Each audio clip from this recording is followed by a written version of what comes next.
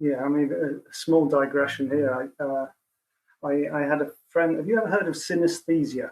It's not a band. Oh, It's a condition. is wait, no, don't tell me. Wait, synesthesia, is that the one where you see music in colors?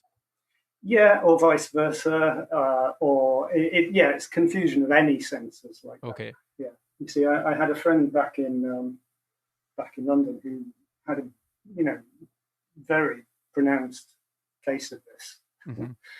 um, and he was a musician, so he was able to articulate it nicely too, Cool. and he, so you could play a D minor chord at him, You can and get that if you just eat a load of shrooms as well.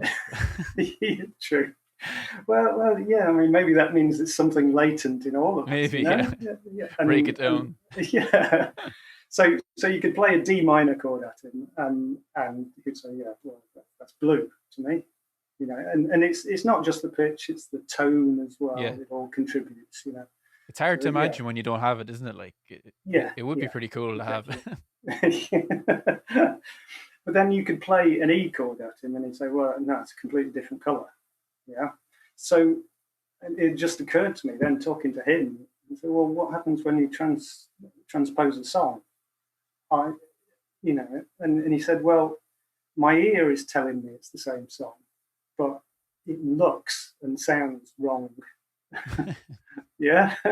Okay. So yeah, well, that's it. So if he was asked to play a song in a key that not the original key, Hmm. he'll play all the right notes, but it just doesn't feel right to him because it's not giving off the same colors.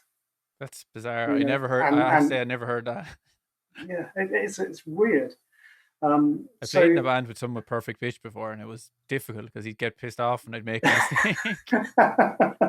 yeah.